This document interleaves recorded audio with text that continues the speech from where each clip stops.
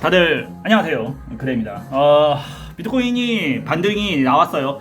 멤버십 시향에다가는 한번 이거를 안내를 했었거든요. 멤버십 시향에다가는 안내를 했었는데 근데 방송 때도 얘기를 했었죠. 방송 때 멤버십 시향보다는 뭐 방송 때 이야기를 했으니까 한번 쭉 가다가 밀릴 가능성이 있다. 근데 나는 이제 저점을 깰 거라 생각했는데 저점 좀 못 가고 반등이 나왔어요. 이제 반등이 나올 때 아래 꼬리를 단 몸통 반등이 나왔죠. 그리고 나서 A, B, C 반등으로 한 번 더 오른 상태예요.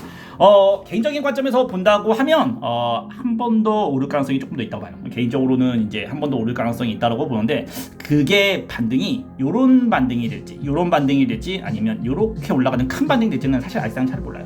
자, 이제 중요한 건 뭐냐면 현재 이제 4시간 차트에서 보고 있습니다. 현재는 이제 중요한 건 4시간 차트 상에서 보고 있는데 4시간 차트 상에서 이동평균선이에요. 4시간 차트에서 차트 상의 이동평균선 이하로만 이탈을 하지 않는다고 하잖아요. 그럼 아무래도 이제 이 매물대 영역이거든요.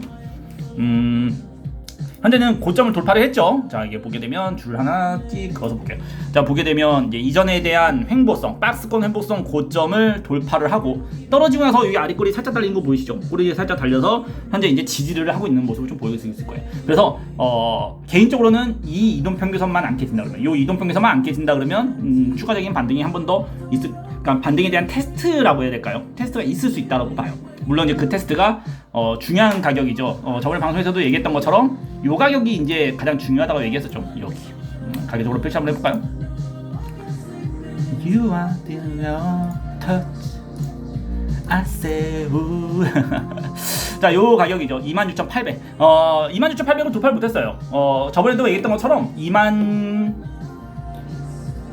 26,200을 돌파하면 26,800까지 이제 열려 있다라고 이제 이야기했잖아요. 근데 아쉽게도 26,800 이전에 대한 이제 후속 매도세죠. 후속 매도세가 나온 가격은 돌파를 못하는 상태예요.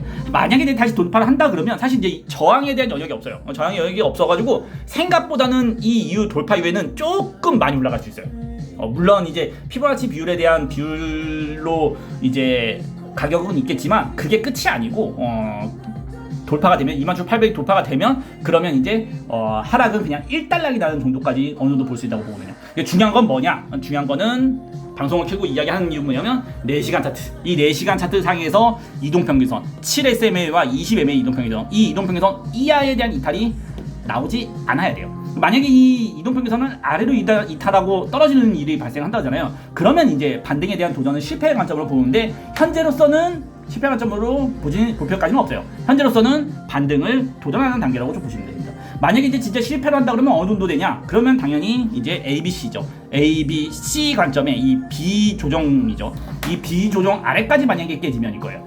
아까 방금 얘기한 것처럼 4시간 차트 상의 이동평균선을 지지하는 것이 가장 베스트이긴 하지만 만약에 그 이동평균선도 깨고 만약에 그 이동평균이 깨진 이후에 25,800 이하까지 만약에 하락을 된다. 그러면 아무래도 이전에 대한 저점 이하까지도 떨어질 수 있다고 봐요. 사실 요 하락이 있기 전까지는 요 저점 살짝 아래 24,800 여기를 이야기를 많이 했잖아요. 만약에 이번에 25,800을 깨고 떨어지잖아요. 그러면 사실 아래의 지지 영역이 어디인지를 생각보다는 생각 안 하는 게 좋아요. 그러려면 25,800을 안 깨야 되겠죠. 25,800을 안 깨는 경우에 한해서 이제 어느 정도 상승 가능성이 좀 높다라고 좀 보시면 됩니다.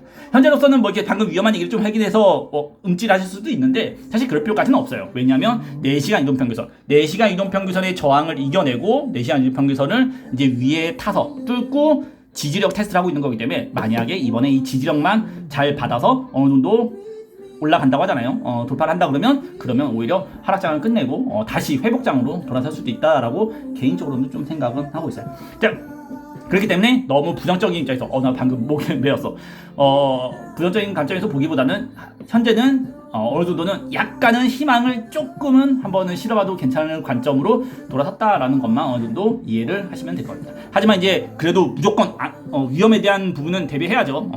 25,800 만약 25,800 이하에까지 하락이 번져서 그 이하의 이탈이 발생한다. 그러면 이전에 얘기했던 저점이 깨지면 반등이 나온다라는 관점은 현재로서는 이제 끝났다고 보면 돼요. 만약에 떨어진다라고 한다 그러면 그때는 하락에 대한 관점을 어느 정도는 조금은 많이 열어놓고 보셔야 될 수도 있다라고 개인적으로 생각합니다.